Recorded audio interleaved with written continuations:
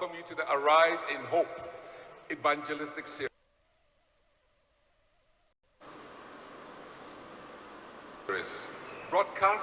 Ambayo inatoka hapa katika kituo chetu cha kurusha matangazo chuo kikuu cha Lagos hapa Lagos, Nigeria. Mimi ni mwendeshaji wenu, naitwa mchungaji Kelvin Ononga, na mwendeshaji mwenzangu ni dada Samuel M4. Yuko pamoja nami. Tunamkaribisha kwa ajili ya ombi la ufunguzi. Vita zinapokuwepo na kuleta changamoto mbalimbali, huzuni, lakini Arise in Hope inaturejesha kwa Mungu na katika neno lake, ambapo tunapata tumaini, tunapopata msaada, tunapopata uponyaji katika kila hali yetu, kimwili, kiakili, kihisia, kimahusiano na kwa kweli kiroho. Ninawatia moyo ndugu na dada, kwa hiyo msikose hata kidogo.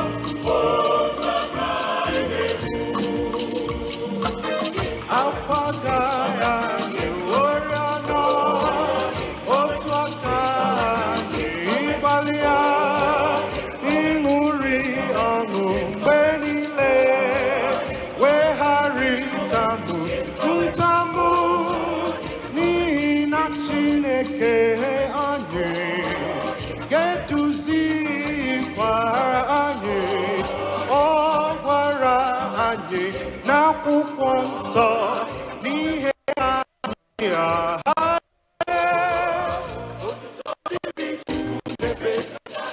udoya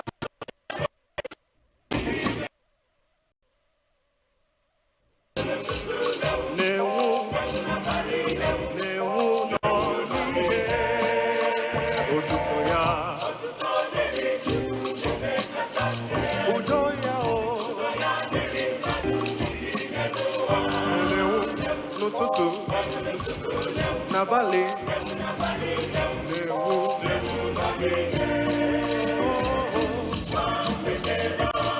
ngeme aka onwe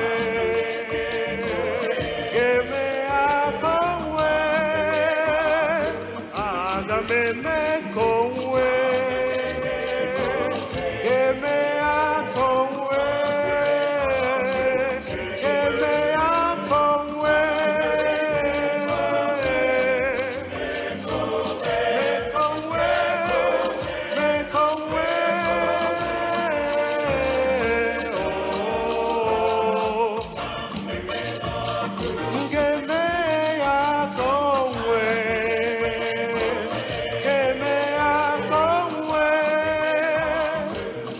Come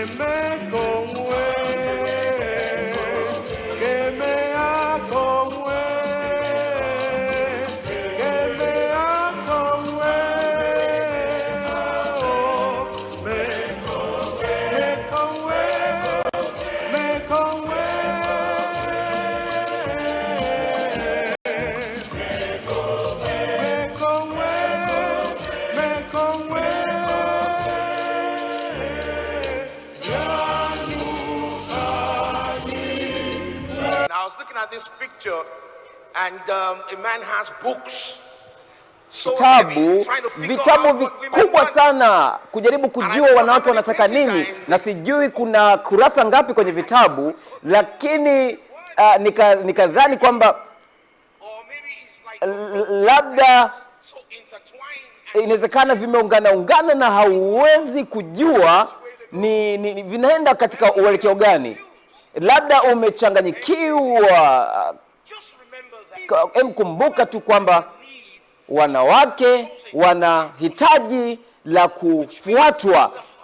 Inamaanisha kwamba mwanaume anatakiwa kumpenda, kumkumbuka, kumtafuta na kumfanya ili aonekane kama ndiye amechaguliwa. Kama unakubaliana msema amina. Nafikiri mnaweza mkakubali, mkono wanawake wanakubali. Wanawake wanataka taarifa. Niambie unaenda wapi? Na je, mume wako anatakiwa akupatie nywila za simu yake, akupatie password za benki account yake, labda password za kompyuta? Wanaume hawatasema ndiyo, lakini tutagundua ukweli ni kwamba kuna uhitaji wa taarifa. Kile ambacho haukifahamu ni kwamba ni vingapi wanavifahamu. Kwa kweli, moja kati ya kitu cha uhitaji kabisa cha usalama ni kwamba wanaume watakuwa tu wanaume. Wanawake kiukweli hawapendi pesa, wanapenda usalama, Pesa inaweza kuwa namna tu ya kuweza kuhakikisha usalama wao, lakini kiukweli ni kwamba wanahitaji usalama. Naomba niwe na hakika ni kwamba namna ambavyo unatumia fedha yako, nataka kusema kwamba nina kesho nzuri, nataka kujua kwamba watoto wangu wana kesho nzuri. Hicho ndicho ambacho wanawake wanahitaji. Hawataki tu kuwa mke wako, wanataka kuwa mwenza wako na rafiki wako. Kama mke wangu hatukuanza kama marafiki, lakini mpaka sasa hivi ni rafiki yangu milele. Naomba nimbusu kidogo. Ninampenda kabisa. Inamaanisha kwamba upendo mzuri wa kujali.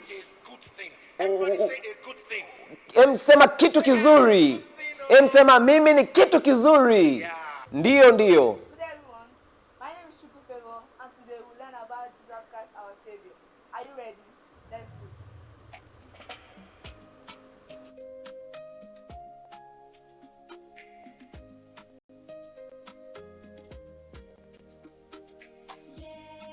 Jesus loves me. Yes, Jesus loves me. Yes, Jesus loves me. The Bible tells me so. Beni Jesu femi. Beni Jesu femi. Beni Jesu femi. Di bello son for me. Jesus horonanya. Jesus horonanya. Jesus horonanya. Baby, what I utwa.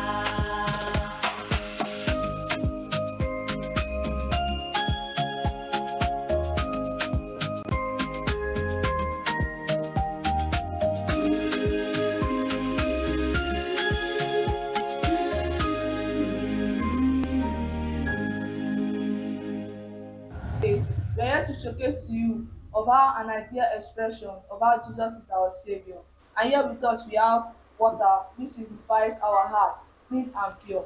Powder, which signifies sin, and liquid soap, which signifies Jesus Christ. So now we are to pour the powder into the water to signify a dirty heart, and apply Jesus Christ into the water, which is the liquid soap. Rise in hope, Africa for Christ. We rise in hope. Now, when we apply the liquid soap into the water, it's trying to tell us that when Jesus Christ is in our life, Jesus Christ makes our life clean and purified back again. So we should learn to Jesus Christ back to our life. As we do so, may God continue to bless us. Thank you for watching. Remember, God loves you and wants to save you. See you next time. Africa for Christ, arise in hope from desert sands to the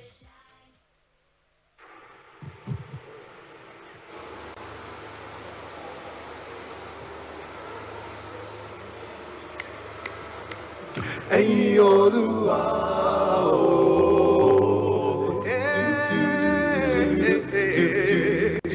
Ẹ̀yin Olúwa o. Òun lálágbára olùgbèjà ayé mi bàbá kábíyèsí o. Ẹ̀yin Olúwa, ẹ̀yin orílẹ̀-èdè ó ṣeun. Àánú rẹ̀ pọ̀ sí wa, òtítọ́ Olúwa ó dúró láéláé. Òtítọ́ ó dúró láéláé. Ẹ mọ yóò ayọ̀ sí Olúwa. Ẹ̀yin ilẹ̀ gbogbo ẹ fayọ̀ sí Olúwa. Ẹ wá ti ẹ̀yin tí orin sí iwájú rẹ̀. Nítorí ó ṣeun o, àánú rẹ̀ pọ̀ sí wa. Ẹ̀yin Olúwa. Ẹ̀yin orílẹ̀-èdè ó ṣeun. Àánú rẹ̀ pọ̀ sí wa. Òtítọ́ Olúwa ó dúró láéláé. Ó dúró títí láéláé. Ẹ lọ sẹ́nu ọ̀nà Olúwa tí ẹ̀yin ti ọpẹ́. Àgbàlá Olúwa tí ẹ̀yin ti yìn. Ẹ máa dúpẹ́ fún, ẹ fi bùkún fórúkọ rẹ̀. Ó pọ̀ lóore o, àánú rẹ̀ pọ̀ sí wa. Ẹ̀yin Olúwa, ẹ̀yin orílẹ̀-èdè ó ṣeun. Àánú rẹ̀ pọ̀ sí wa, òtítọ́ Olúwa ó dúró láéláé. Ẹ̀yin Olúwa, Ọlọ́run ìyanu ni, ó dúró títí láéláé. Ẹ̀yin orílẹ̀-èdè ó ṣeun. Àánú rẹ̀ pọ̀ sí wa, òtítọ́ Olúwa ó dúró láéláé. Òtítọ́ Olúwa ó dúró láéláé. Òtítọ́ Olúwa ó dúró láéláé. Ẹ̀yin Olúwa, Olúwa.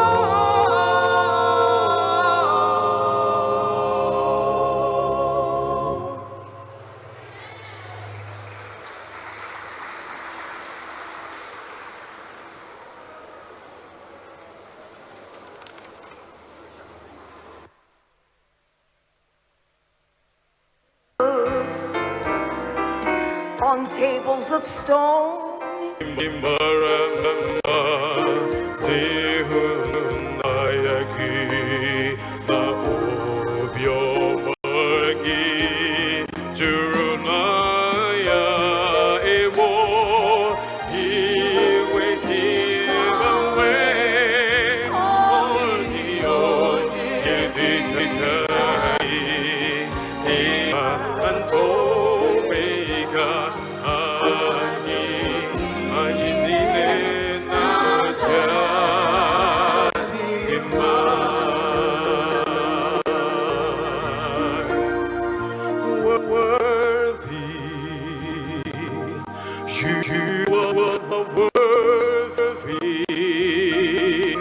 King of kings, Lord of lords, you are worthy.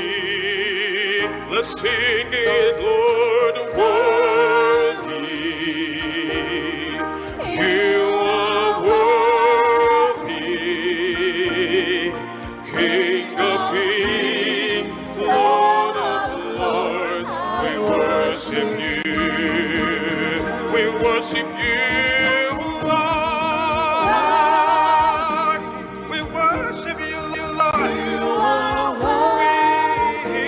Worship you, Lord, King of kings, and Lord of lords. You are worthy. You are worthy. We worship you. You are worthy. King of kings, Lord of lords. We worship you. Worthy we are, worthy kings, Lord of lords. Bwana wa mabwana, worship you. tunakuabudu wewe. We have come into this moment Tumekuja katika wasaa huu wa maombi where we will lift ambapo our hearts tutainua mioyo yetu one more time wakati mwingine to the throne of grace. katika kiti cha neema. We can never have Hatuwezi enough kamwe prayer. What do you kuwa na say? maombi yaliyotosha. We can Nasemaje? never have enough Hatuwezi prayer. kusema kwamba tuna maombi As we yaliyotosha. recognize that we have more prayer, we have more power. Tunapofanya maombi zaidi As I tuna nguvu promised you zaidi, last na kama night, ambavyo for niliwaahidi those jana of you in the usiku, house and for those wale of you ambao online walikuwa tonight, wako hapa na wale ambao I wanafuatilia wanted to mtandaoni, nilitaka to pray for you. kuja kuwaombea. Worthy, Unastahili, he is worthy. anastahili. King of kings and Lord Mfalme of wa lords, wafalme na Bwana wa mabwana, we worship him. tunakuabudu. Let's pray together just now. Tuombe pamoja sasa. Oh gracious God, Baba wa neema, we lift up your name, tunainua jina lako juu, for you are worthy kwa to kuwa be wewe praised. unastahili kusifiwa. You are our God, and there Wewe is ni none Mungu like wetu you. na hakuna kama wewe. You are the creator God. Wewe ni Mungu muumbaji. You are the Savior God. Wewe ni Mungu You are the mwokozi. King of kings God. Wewe ni mfalme wa wafalme Mungu. Oh God, we come before you Mungu, listening to your tunakuja word that mbele says, zako kusikia neno lako. let it shine, let it shine, let it shine. All through the night, all through the night, I'm gonna let it shine. All through the night, through the night, I'm gonna let it shine. Gonna let it shine, gonna let it shine. Let it shine, let it shine, let it shine. Everywhere I go, everywhere I go, gotta let it shine, gotta let it shine. Yeah, yeah, I'm gonna let it shine, let it shine, let it shine, let it shine. There's a light of mine, little light of mine. I'm gonna let it shine, Jesus. This little light of mine, I'm gonna let it shine, let it shine, let it shine, let it shine.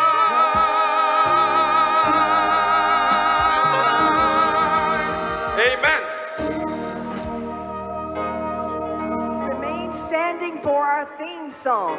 All Kusimama our kwa ajili ya is in wimbo wetu you. wa mkutano, kwamba tumaini letu lote lipo kwako.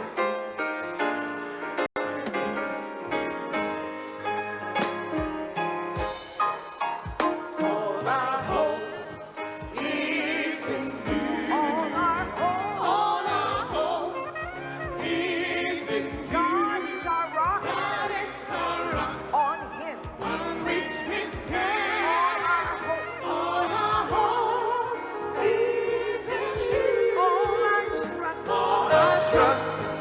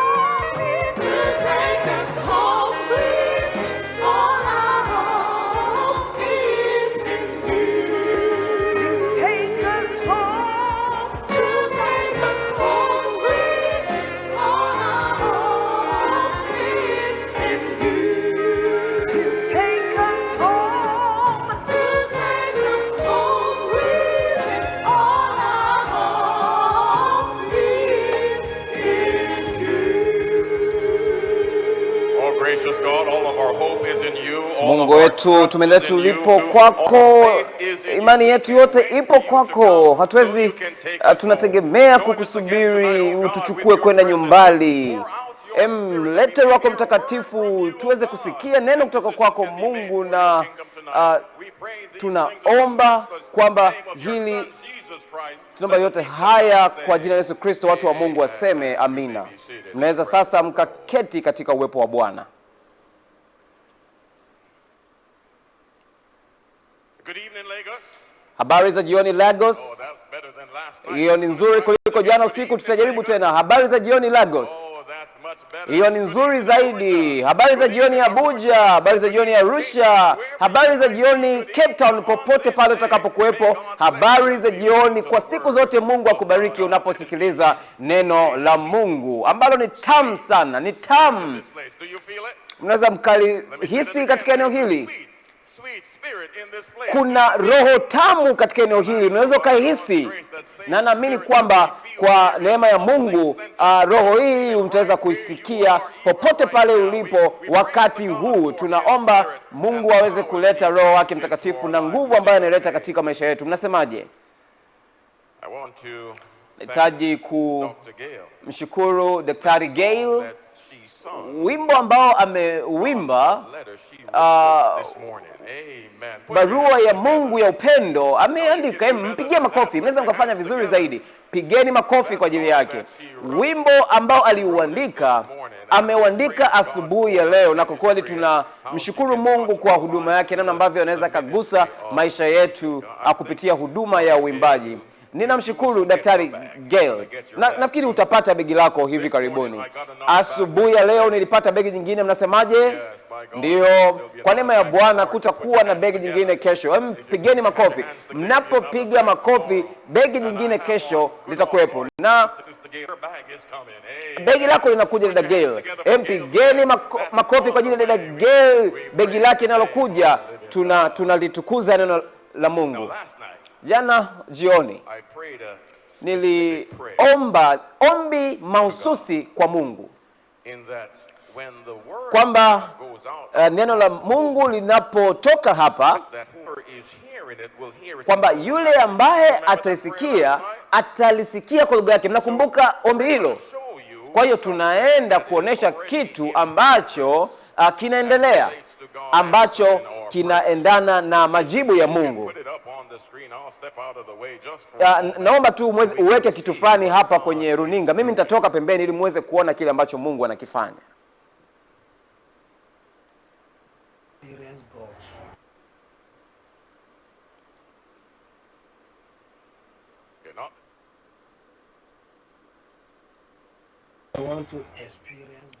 Nataka kupata uzoefu na Mungu. Nataka kupata uzoefu na Mungu. Sijawahi kutembea na Mungu mpaka leo. Sijawahi kumpatia Mungu moyo wangu. Nataka kutoa moyo wangu. Nataka Mungu aje katika maisha yangu. Nataka hicho kitu kitokee. Hilo ndilo ambalo nahitaji. Hii ilikuwa ni ushuhuda kutoka kwa Moses ambaye anakaa Abuja. Moses ni msabato ambaye amebatizwa na anaishi Abuja, na aliandika jana usiku baada ya kusikia ujumbe huu na kusema kwamba mimi nafikiri nimerudi nyuma, nimekaa Abuja na nimesikia ujumbe na nataka kurudi tena kanisani na nataka nitoe maisha yangu kwa Yesu tena. Kwa hiyo ametuma ujumbe huu na tukaweza kurekodi na akatutumia ili tuweze kupata ushuhuda, na tunafanya kazi pamoja na yeye sasa hivi ili tuweze kumkumbatia tena katika mikono ya Yesu. Mnasemaje? Tunamtukuza Mungu kwa ajili ya ushuhuda huu, na tunaamini kwamba tutapata mingine mengi katika mifululizo hii. Lakini sasa tunataka kuja katika ushahidi ambao unaendana na utafsiri. Kulikuwa kuna ombi jana. Mimi nilimuomba Mungu jana, nikasema Roho wake afanye kile ambacho nafanya, na hiki ndicho ambacho kimeanza kutokea. Hebu angalia ambacho kitatokea sasa hivi.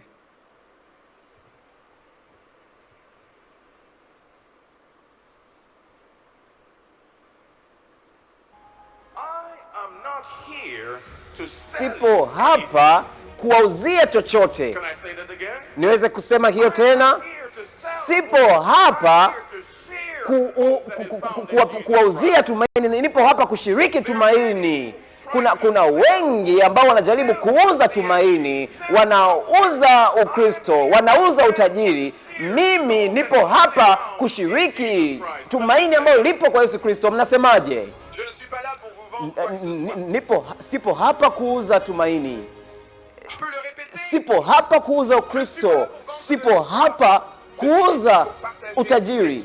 Nipo hapa kushiriki tumaini linalopatikana kwa Yesu Kristo. Vendre le christianisme, de vendre la Sipo hapa kuuza utajiri, sipo hapa kuuza Ukristo. Mimi nipo hapa kushiriki kushiriki tumaini la Yesu Kristo. Posso repetir? Não estou aqui para vender esperança. Estou aqui para compartilhar a esperança que se encontra em Jesus Cristo. Há muitos que tentam vender esperança, vender cristianismo, Hiki ni vender Kireno prosperidade. kinachomaanisha Estou aqui para vender ou para yupo hapa kwa compartilhar ajili ya a esperança kuuza que só se tumaini, encontra lakini yupo em kwa ajili ya Jesus Cristo. kuleta tumaini Que você ambalo acha? linapatikana kwa Yesu Kristo. No estoy aquí para venderte nada. ¿Puedo repetirlo? Hiki ni Kihispaniola kikimaanisha hivyo hivyo kwamba sipo hapa kuuza tumaini, sipo hapa kuuza Ukristo, sipo hapa kuuza Ukristo, sipo hapa kuuza utajiri. Mimi nipo hapa kwa ajili ya kushiriki neno la Mungu, kuweza kushiriki tumaini.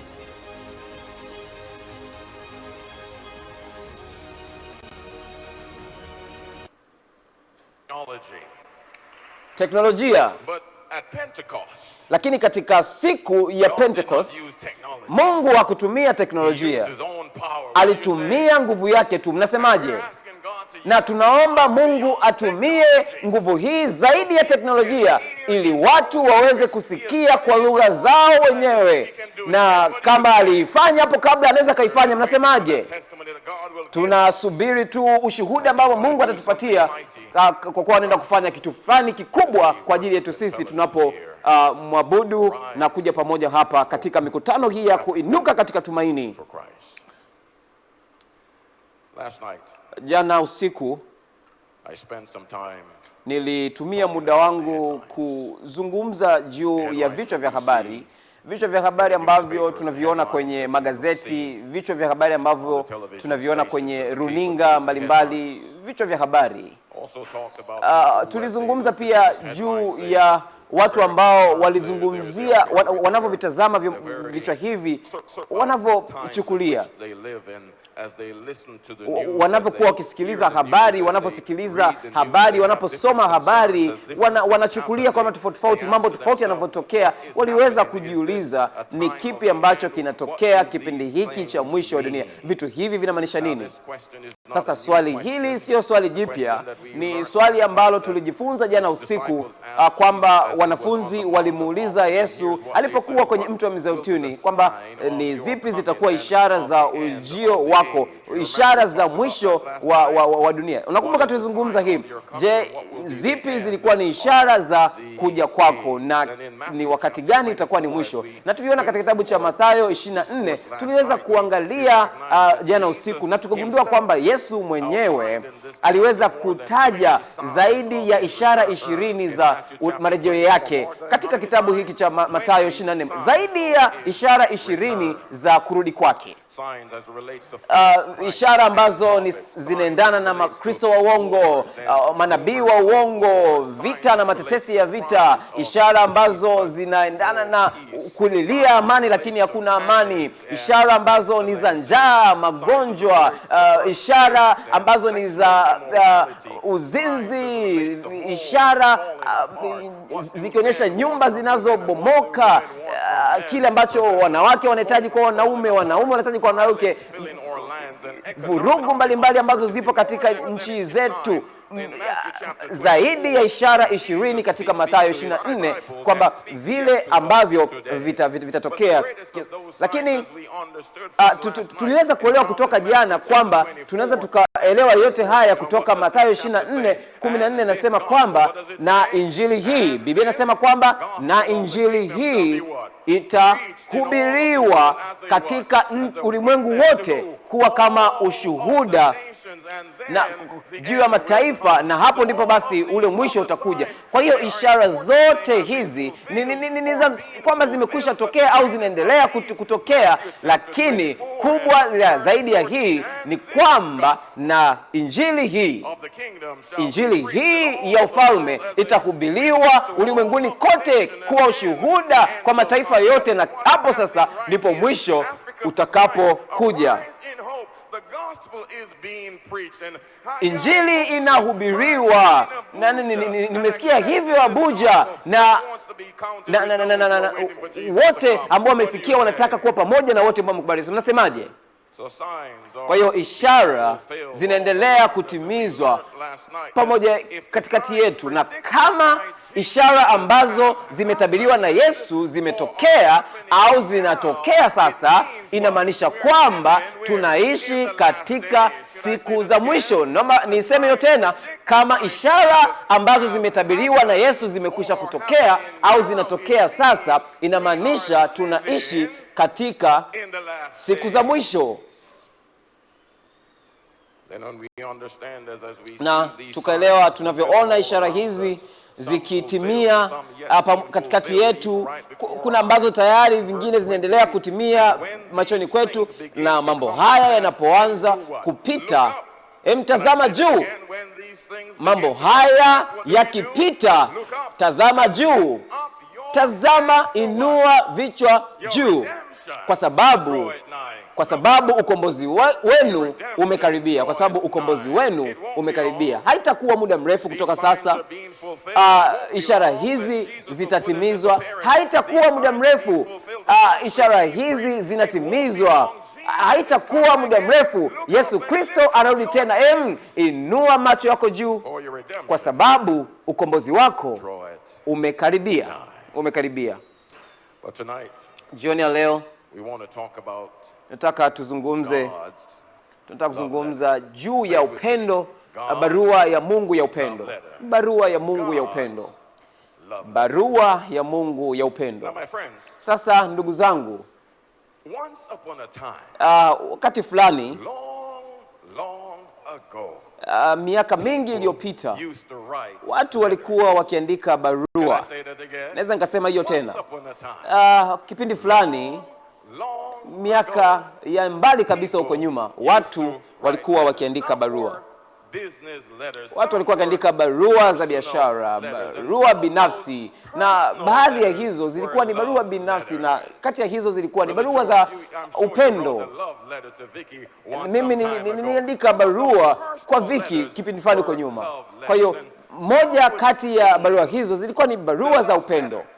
Sasa mtu angeweza kufunika barua ya upendo, mtu angeweza kuifunika hiyo na kuiweka kwa ndani na kuhakikisha kwamba imefungwa kabisa. Najua baadhi yenu mnajua kipi nakizungumza, na wachache wangechukua perfume na kuipulizia kidogo, ili kusudi mtu akiipokea aweze kupata ile harufu nzuri, na akifungua. Nafikiri mnaelewa ambacho nakizungumza.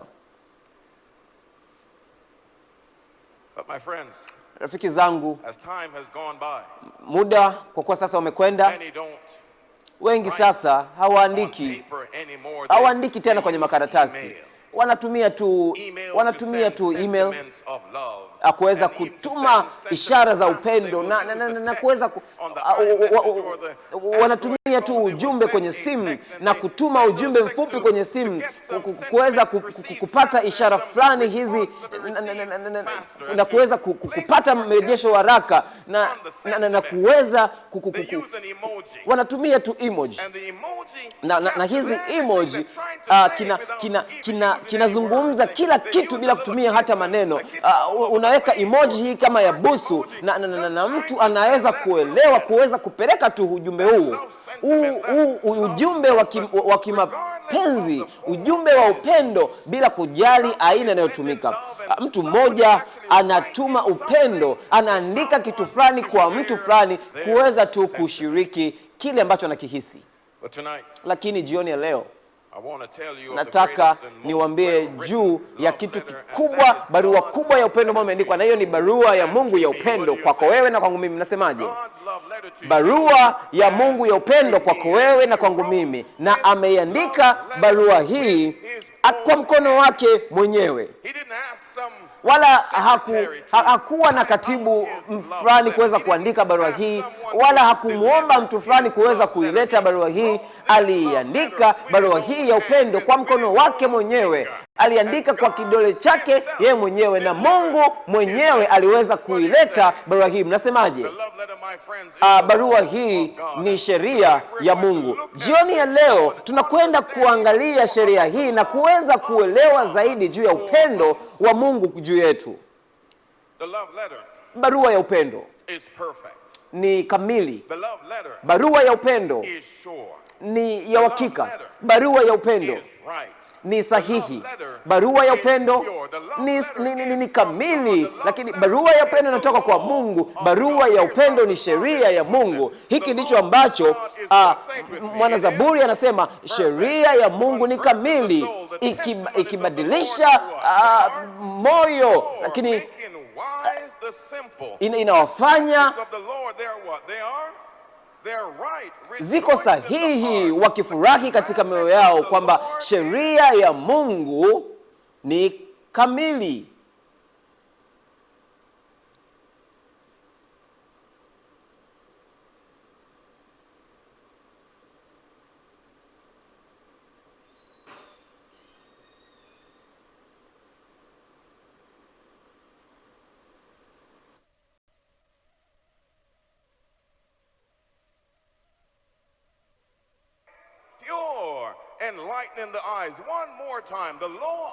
Sheria ya Mungu ni kamilifu, ikihuisha nafsi. Ushuhuda wa Bwana ni amini, humtia mjinga hekima.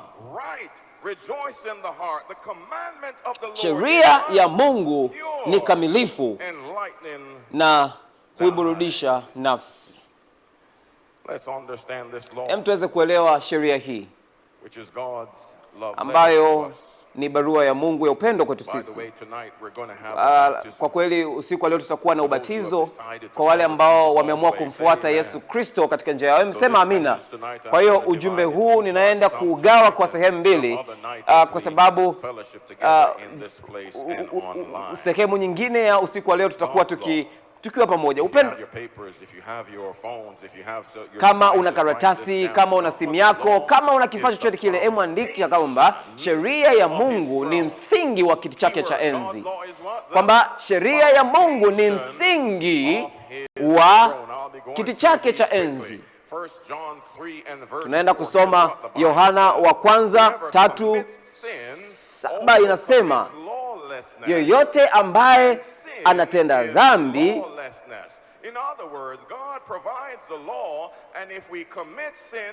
Kama tunatenda dhambi, basi tumeshavunja sheria yake. Mtu anasema kwamba mimi asijaridhika, kwa hiyo naenda na nakuta mtu mwingine, lakini Mungu anasema kwamba wewe hautazini. Mungu anasema hiyo inabaki milele na ni muda wote. Ni barua yake ya upendo kwetu sisi. Twende tuangalie kitabu cha Ufunuo Yohana 19:11-19. Well, what is this Ark of the Covenant? This is the same Ark that was in the sanctuary that God instructed Moses to build on earth. The Ark of the Covenant contains the law of God. Well, let me show Mungu aliweza kuweka sheria yake ama amri zake katika sanduku hili la agano. na ina kitu fulani hivi ambacho kiongoza watu wake kila siku. Kwa hiyo ina sheria zake na ina vitu, maelekezo yake, ina kila kitu ambacho kilikuwa katika sanduku hili la agano. Na tunataka kuelewa mfano huu hapa ambao unaona kwenye TV yako. Hii inaonyesha uwepo wa Mungu, na elewa picha hii kwa uzuri kabisa kwamba rehema ipo juu ya sheria hii. Tunapokuwa tukitenda dhambi, rehema ya Mungu ipo kwa ajili ya kutupatia nafasi ya pili. Mnasemaje? Kwa hiyo sheria ya Mungu msingi wake ndio msingi kabisa wa ufalme wake, na agano hili, sanduku hili la agano lina sheria yake. Sheria ya Mungu basi ndiyo chanzo kabisa cha tabia njema, sheria ya Mungu ndiyo chanzo kabisa cha tabia njema na msimamo katika masuala yote ya haki. Tumepimwa na sheria ya Mungu, kile ambacho Mungu anakisema katika sheria yake, na kama haukiweki hicho tumetenda dhambi, kwa sababu dhambi ni kuvunja sheria ya Mungu. Kwa kuwa sheria ya Mungu ni msingi wa ufalme wake, na tunaona kwamba sheria yake basi ndiyo msingi kabisa wa tabia njema. Tunaona kitabu cha Yakobo 2:12 inasema, zungumza na fanya kama vile ambao watahukumiwa na sheria ambayo ni ya huru kabisa. Sheria ya Mungu ni ya milele, lakini pia ni kiwango cha mema, ni namna ambavyo inapima uwepo, uaminifu wetu kwa Mungu. Sheria ya Mungu ni njia katika uhuru. Sheria ya Mungu ni njia kufikia furaha ya kweli. Sheria ya Mungu ni ulinzi kutoka katika mtindo wa maisha ambao utatuharibu. Wakristo fulani, labda mmeweza kusikia, Wakristo fulani wamesema kwamba hatuhitaji kuhubiri sheria katika kanisa letu, tunahitaji tu kuhubiri upendo wake. Mwe kusikia kwamba hatuhitaji kuhubiri sheria yote ile. Tunataka hatuhitaji kuhubiri. Kwamba sheria na upendo ni vitu tofauti, lakini sheria yake ni barua yake ya upendo kwako wewe na kwangu mimi. Marafiki zangu, upendo wa Mungu unatuongoza kutii. Nasemaje? Upendo hautupelekei sisi kutokumtii, lakini unatuongoza katika kumtii, unatuongoza katika kutii sheria ya Mungu. Hebu angalia katika kitabu cha Yohana 14:15, kama mkinipenda utazishika amri zangu. Biblia haisemi kwamba kama unipendi kwamba usitunze, lakini Biblia inasema kama unanipenda utafanya nini? Utazishika amri zangu. Upendo, ndugu zangu, unatuongoza katika utii. Tunapaswa kuelewa kitu fulani kwa haraka hapa, kwamba ninamtii Mungu. Mwangalia kwa makini, ninamtii Mungu sio kwamba niweze kuokolewa.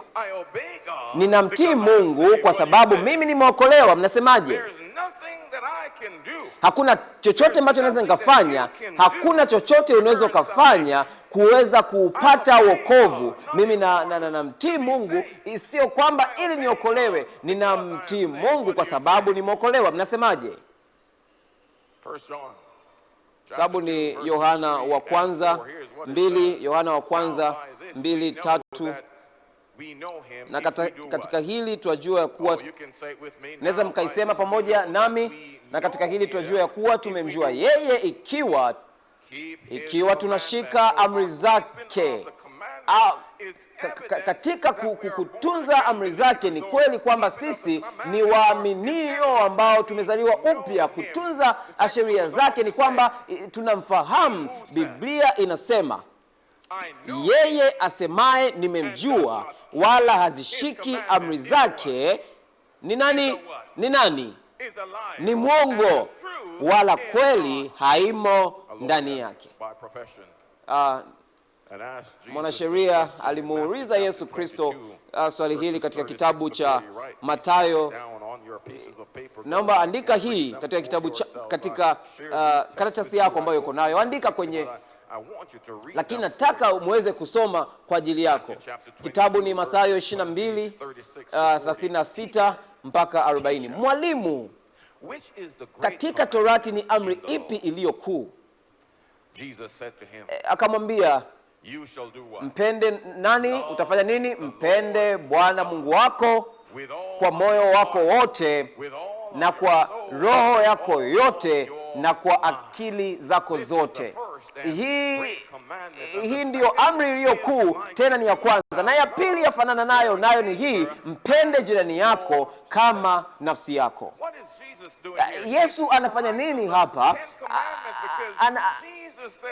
Yesu anasema kwamba utampenda na hapa nasema kwamba katika sheria hizi ni kuna sheria zote na manabii yote. Utampenda Mungu Bwana wako, na inaleta ujumuisho wa yote, sheria nzima ya Mungu, na sheria zote za Mungu ipo katika neno moja. Ipo katika neno gani? Ipo katika neno moja, upendo. Upendo kwa Mungu na upendo kwa wanadamu wenzako. Yesu Kristo anazijumuisha zile amri 4 za kwanza na anazijumuisha pia amri 6 za mwisho. Yesu anasema kwamba kama kweli unampenda Mungu na kama kweli unampenda wanadamu wenzako, unasemaje jamani? Upendo unatuongoza katika kutii. Na kama unanipenda, Yesu anasema utazishika amri zangu. Rafiki zangu, siku ya leo hii ni barua ya Mungu ya upendo, sio ambayo imeandikwa na Abraham wala haijaandikwa tu na malaika mwingine. Imeandikwa na Mungu mwenyewe, haijaletwa na Gabrieli, lakini imeletwa na Mungu mwenyewe. Hii ni barua ya upendo ya Mungu kwako wewe na kwangu mimi, amri 10 ambazo zimeandikwa na kiganja chake. Na kama unafikiria kuzishika amri za Mungu, ndugu zangu, na kama kwa kudhani kwamba kutunza amri zake, nataka niseme kwenu kwamba itawaweka huru.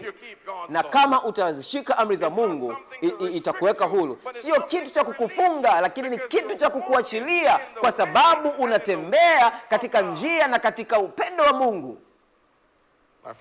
Ndugu zangu, msikiliza juu ya kile ambacho Mungu ametambulisha sheria zake anapozipeleka kwa watu wake. Kitabu ni Kutoka 22.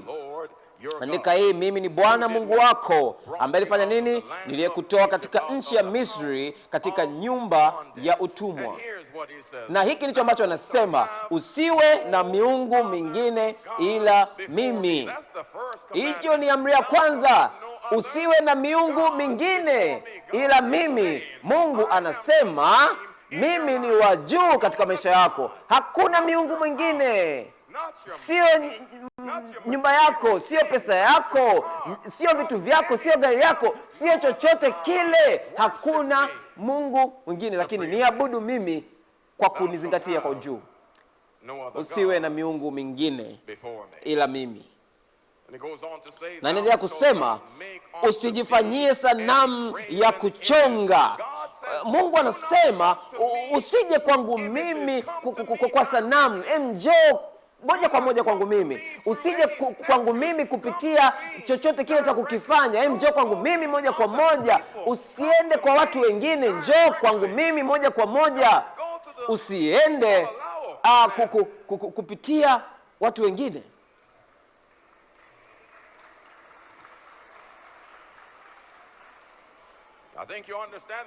Nafikiri mnaelewa. Usiende tu kwa watu wengine, njoo kwangu mimi moja kwa moja. Usiende tu kwa watu fulani, njoo kwangu mimi moja kwa moja. Usiende kwa waganga, njoo kwangu mimi moja kwa moja. Usiende kwa manabii pale kijijini kwako, njoo kwangu moja kwa moja. Usiende kwa wachungaji, njoo kwangu mimi moja kwa moja. Usijifanyie sanamu ya kuchonga. Usichonge mtu yoyote yule, njoo kwangu moja kwa moja.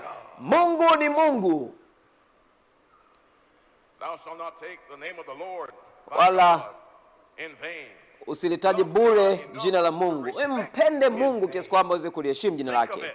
Emfikiria jina la Yesu Kristo likisemwa na kuzungumzwa, malaika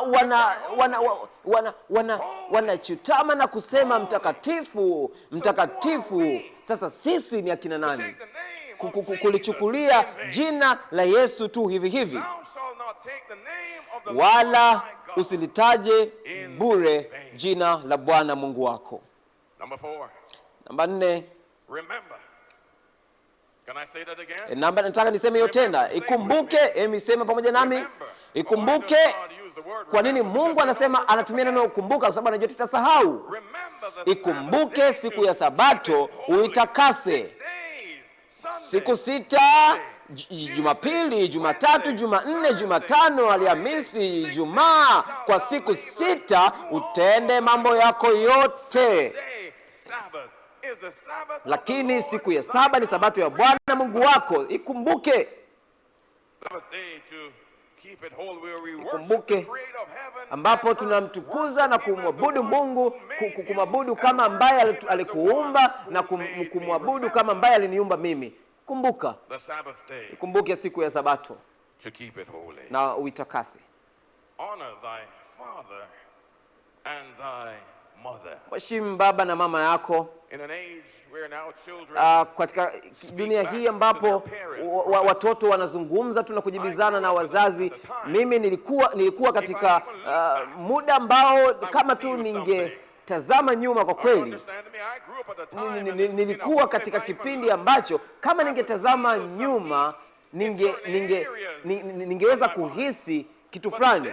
Lakini leo hii, bila kujali umri, mtoto mdogo au mtoto mwenye miaka 10 hivi, heshimu baba na mama yako, ili kwamba siku zako zipate kuwa nyingi katika nchi upewayo na Bwana Mungu wako. Usiue. Kuna mauaji mengi yanaendelea hapa Lagos. Kuna mauaji mengi yanaendelea katika mji wangu pale Kingston. Kuna mauaji mengi ambayo yanaendelea pale Iran sasa hivi. Lakini Biblia inasema, Mungu anasema katika barua yake ya upendo kwako wewe na kwangu mimi, usiue. Lakini pia anasema usizini. Usichukue kile ambacho sio cha kwako. Usiangalie sehemu nyingine na kuangalia huku na huku. Nenda katika malisho yako.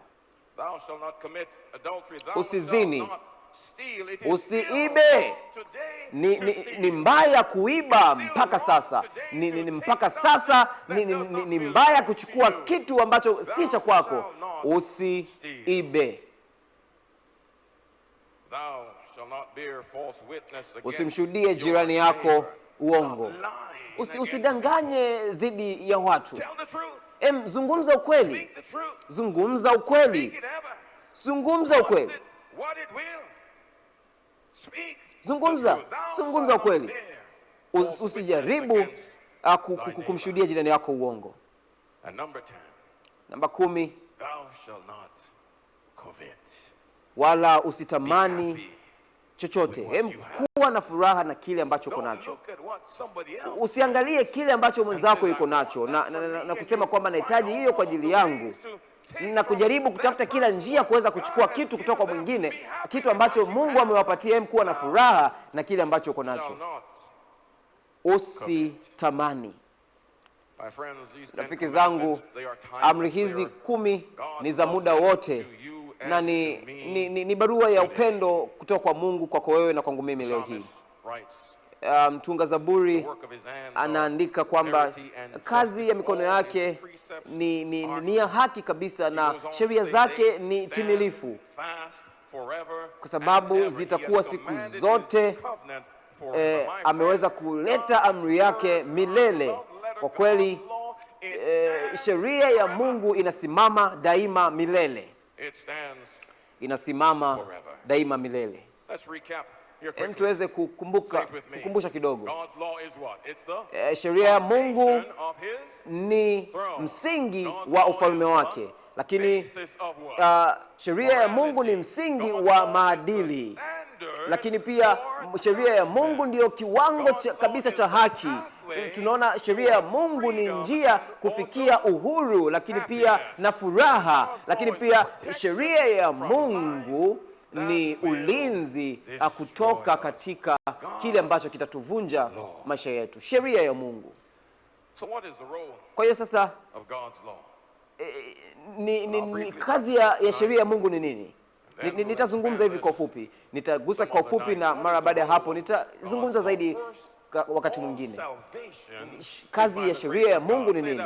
Tunajua kwa wokovu wote ni kwa neema ya Mungu. Rafiki zangu,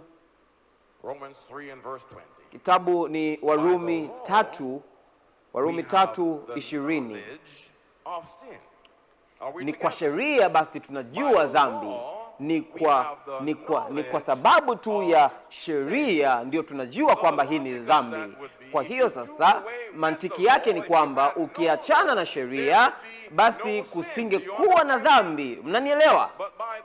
Lakini kupitia sheria ambayo Mungu ametupatia kwenye neno lake, kupitia barua yake ya upendo ambayo aliandika kwa mkono wake, kwa sheria, kupitia sheria tunaitambua dhambi. Warumi 7:7, nisingekuwa nimefahamu dhambi kama si kupitia sheria. Mungu asingeandika sheria kama kusingekuwa na dhambi. Tunaelewa yote hiyo. Kama kusingekuwa na uelewa juu ya dhambi, basi kusingekuwa na uelewa wa sheria. Kama kusingekuwa na sheria, kusingekuwa na dhambi. Lakini Mungu ametoa sheria yake katika neno lake. Warumi 7:7 inavyosema, unavyoendelea, nisingeweza kujua kutamani kama sheria isingesema kwamba usitamani. Tuko pamoja? Kwa hiyo hii basi ndiyo kazi ya sheria. Tunatambua dhambi. Sasa ni nini kazi ya neema? Kitabu ni Waefeso 2:8-9 inasema, kwa maana tumeokolewa kwa neema, kwamba wala si kwa ninyi wenyewe, ni zawadi kutoka kwa Mungu, wala si kwa sababu ya matendo yetu, asiwepo mtu yote yule wa kujisifu. Ni kwa neema tu tumeokolewa. Mimi situnzi sheria, situnzi sheria ili niokolewe. Tuko pamoja? Wala situnzi sheria kwa sababu niokolewe, ila mimi nimeokolewa, basi mimi naitii sheria ya Mungu. Kwa hiyo sasa sheria, ndugu zangu, neema ni rehema ya Mungu. Neema ni msamaha wa Mungu. Neema ni upendo wa Mungu, kwa sababu ni kwa neema kwamba tumeokolewa kupitia imani, wala sio kwa sababu ya matendo yetu, sio kwa sababu ya vitu tunavyofanya. Ni zawadi kutoka kwa Mungu, ni kipawa kutoka kwa Mungu, ni kipawa kutoka kwa Mungu. Je, neema inaifuta kabisa sheria? Hiki ndicho ambacho Paulo anaandika 3:31. Basi je, twaibatilisha sheria kwa imani hiyo? Lakini anasema kwamba hapana, lakini tunaithibitisha sheria, tunaitunza sheria, tunaitii sheria kupitia imani, kupitia kwa Mungu. Kwa hiyo neema pamoja na sheria wala havipingani, lakini vinakwenda pamoja. Ndugu zangu, mnasemaje? Kitabu ni Warumi 6. Mtume Paulo anaandika kwamba 6:14, but Kwa maana dhambi haitawatawala ninyi kwa sababu hamu chini ya sheria bali chini ya neema. Tunapokuja tukirudi hapa tutaweza kuangalia namna ya kuangalia chini ya sheria na namna ya kuangalia chini ya neema. Tangu Yesu aliposulubishwa pale Calvary, tunaenda kuangalia zaidi wiki ijayo. Hiyo iko sawa sawa? Neema na sheria wala havipingani, sio mawazo yanayopingana, kwa sababu dhambi isingekuwa na maana. you're under grace. So we come back to Tupo the chini ya neema. The law of the Lord is what? It is Sheria ya Mungu ni kamilifu, ikiweza kubadilisha roho za watu. making wise the simple. The statutes of the Lord are Lakini sheria za Mungu zikiwafanya, sheria ya Mungu inawahuisha roho za Mungu. Sheria ya Mungu inabadilisha mioyo ya watu, na shuhuda za Mungu zinawafanya wajinga kuwa na hekima. rejoice in the heart. The commandments of the Lord Sheria ya Mungu ni kamilifu na inaweza Ndugu zangu, sheria ya Mungu ni barua ya upendo kwangu mimi na ni barua ya upendo kwako wewe. Na kwa kuwa tunampenda Mwenyezi Mungu, tunapaswa kuweza kuitii sheria. Mnasemaje? Satan Shetani lost heaven alitoka mbinguni because of kwa disobedience. sababu ya kutokutii. Adam and Eve Adam na Hawa walitoka katika bustani ya Eden kwa sababu of ya disobedience. kutokutii. And God is calling Na back his Mungu people anawaita watu wake in tena this house. katika wakati huu, katika sehemu hii. Mungu anawaita tena watu wake In this auditorium katika jengo hili jioni ya leo. Mungu anawaita watu wake ambao wanasikiliza jioni ya leo. Mungu anawaita watu wake kutafakari sheria zake 10. Akiwaita waweze kutafakari barua yake ya upendo kwao. Hiki ndicho ambacho Mungu anasema katika Waebrania 8:10, na hii ndio agano ambalo ninalitengeneza kwa mimi na nyie Israel mara baada ya siku hizo, anasema Mungu, nitaziweka sheria zangu si tena katika jiwe, lakini nitaweka sheria hizi ziandikwe katika mioyo yako. Amina, nitaweka sheria zangu kuziandikwa katika akili ili ziweze wawe watu wangu. Kama sheria ya Mungu ipo katika moyo wako, kama sheria ya Mungu ipo ndani yako, utaenda kuwa mtii, utakuwa mtii kwa Mungu. Nitaweka sheria zangu katika mioyo yao, nitaweka sheria yangu katika akili zao. Kwa hiyo Mungu, rafiki zangu, wakati injili hii ikihubiriwa, injili hii inapohubiriwa duniani kote, Mungu anawaangalia watu katika siku hizi za mwisho ambao wataweka sheria yake katika mioyo yao na iandikwe katika akili zao. Sio tu kwamba iandikwe katika Biblia, sio tu kuandikwa katika mawe alipoandika pale katika kwa mikono yake, lakini iandikwe katika mioyo yetu. Mungu anatafuta watu. Injili hii inapohubiriwa pote na inapokuwa shuhuda kwa kila mataifa, Mungu anawatafuta watu ambao watakuwa na sheria yake katika mioyo yao, na sheria iwe katika akili yao. Kitabu ni Ufunuo 14:12. Hapa ndipo penye subira ya watakatifu hao wazishikao amri za Mungu na imani ya Yesu.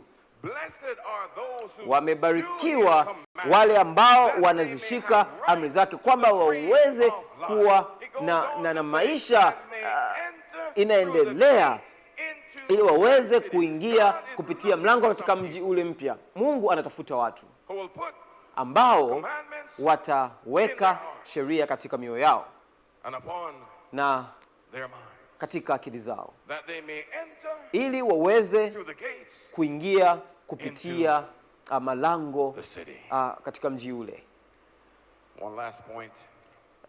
Fungu letu la mwisho, sheria ambayo ni ya upendo kwetu sisi, na ni sheria ambayo inaonyesha mahitaji yetu. Napotazama sheria ya Mungu ninaona kwa uzuri kabisa mimi ni nani. Ninapotazama kupitia sheria ninaona vile ambavyo nipo, ninaona kabisa kwamba sitoshei.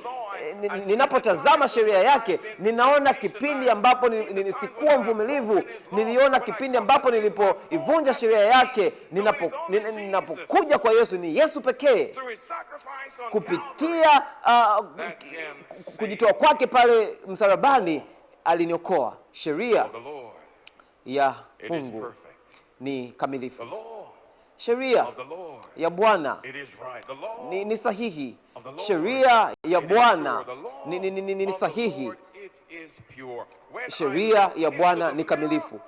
Ninapotazama kupitia sheria ya Bwana ninagundua kwamba ninahitaji Mwokozi. Namhitaji Mwokozi. Ninapotazama kupitia sheria za Mungu natambua kwamba naye namhitaji Mwokozi. Nimekumbuka katika maisha yangu, naona kwenye maisha yangu, ninaona kupitia njia zangu, ninaona kupitia vitu ambavyo nimevifanya ambavyo sikupaswa kuvifanya. Nikitazama tu sheria, barua ya upendo ya Mungu kwako wewe, kwangu mimi, ninaona kabisa kwamba namhitaji Mwokozi. Rafiki zangu, tunapofikia mwisho, dada Gail anapokuja, wito wangu mimi ni mwepesi kabisa jioni ya leo. Sijui kujua kwa wewe, lakini najua kuhusu mimi. Nilikuwa nikizama katika dhambi, nikizama mbali kabisa kutoka katika sehemu salama, nikizama ndani, nikizama pale ndani, nikibaki pale, nikiendelea kuzama bila kuinuka juu. Lakini yule mwamba wa baharini aliweza kusikia kilio changu, na kutoka katika maji yale nilipokuwa nikizama, kutoka katika vilindi vya kuvunjika kwangu, kutoka katika vilindi vya shida zangu, kutoka vilindi vya kutokutii, alisikia kilio changu na akaniinua. Mwandishi anasema upendo uliniinua. Upendo uliniinua pale ambapo chochote kile kisingeweza kuniinua. Ilikuwa ni upendo wake ambao uliniinua.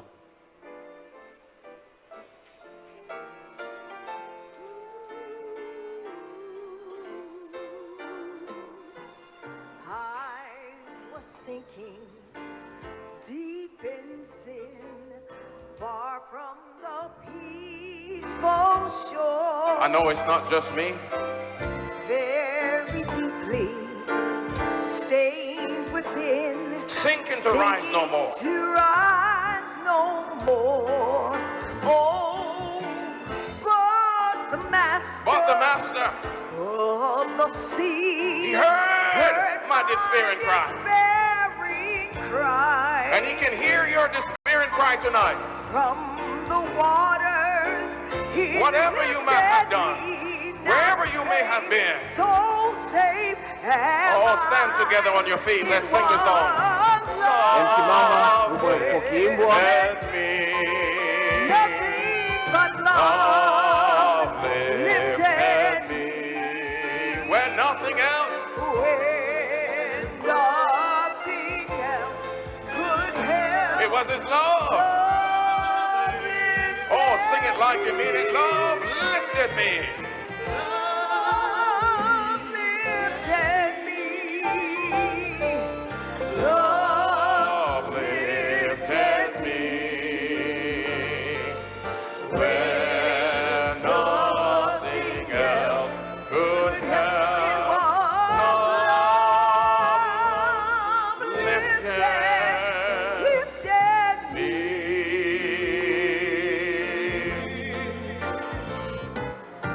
Souls in danger, look above. All your souls in danger right now. Completely But Jesus has come to save you.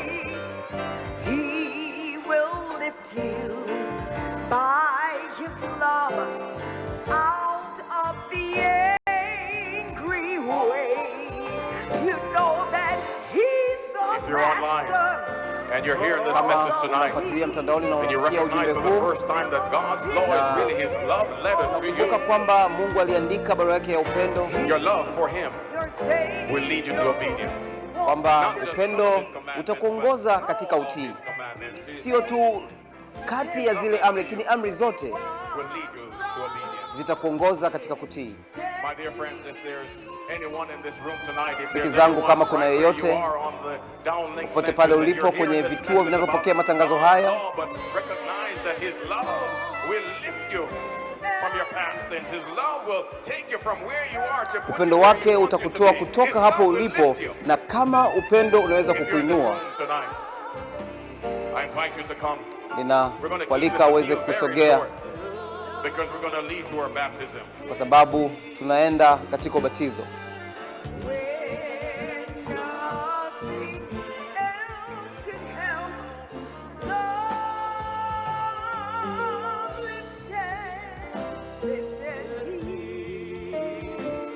Sing that first verse again, Sister Gail.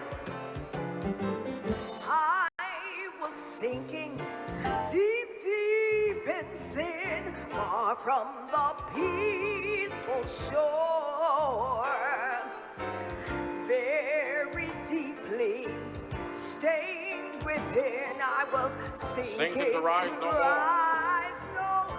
I know just about me, I don't know about you, but I believe there's somebody out here, there's somebody online who understands what I'm trying to say. Heard my despairing cry, and from the waters, He lifted me. Now sing. Oh, sing it real loud right now. Love lifted me.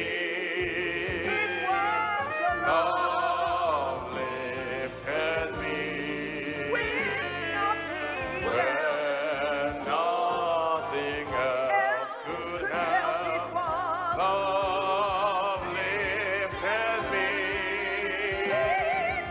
Love lifted me. Love lifted me.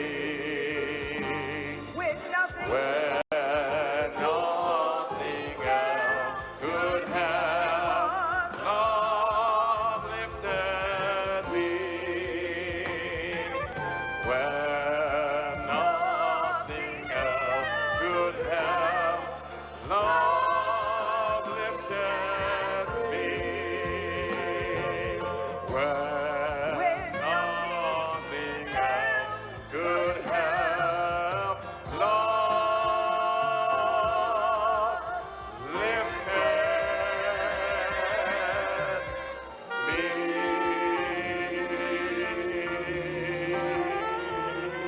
Oh, put your hands together for a mighty God. Mpiga makofi kwa ajili ya Mungu kwa sababu ya upendo wake, na kupitia mwanawe Yesu Kristo atatuinua kutoka ambapo tupo na kutuweka ambapo tunapaswa kuwa. Na tumeona jioni ya leo wale ambao Mungu amewainua kupitia Yesu Kristo, na sasa wamemkubali na wanaenda kutembea na yeye kupitia njiani. Tupige makofi kwa wote ambao wamejitoa kwa Yesu Kristo na wanaenda katika maji kwa ajili ya kubatizwa, kusema tu waziwazi kwamba Mungu ni kwa ajili yangu, ninaikubali barua yake ya upendo, ninamchukua na ninamkubali.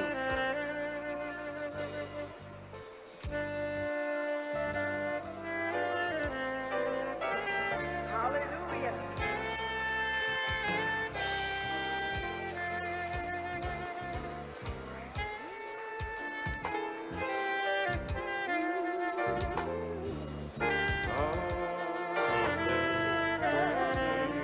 Where's the praise team? Praise team, you can come out and join us.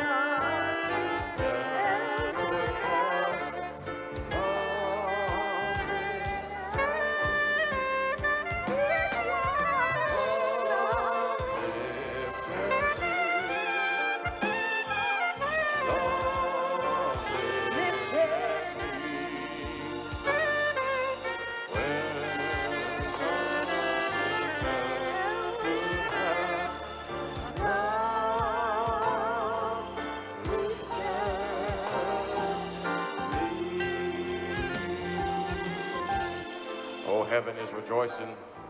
Kwa kweli mbingu inafurahia, mbingu inafurahia. Ever to him I'll cleave. Oh, put your hands together. Mpigeni makofi.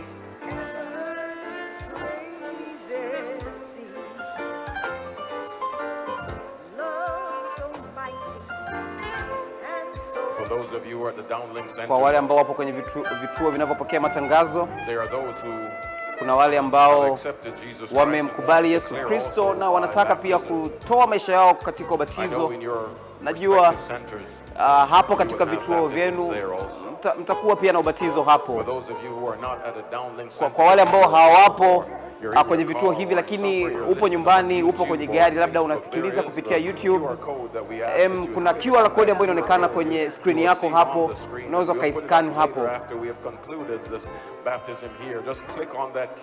Hakisha tu kwamba tunapomaliza ubatizo hapa, tumia QR code hii na tuambie, na tutakuunganisha na mtu fulani ambaye ataendelea kujifunza pamoja na wewe, aweze kukuelekeza katika njia ya Yesu. When nothing else. No.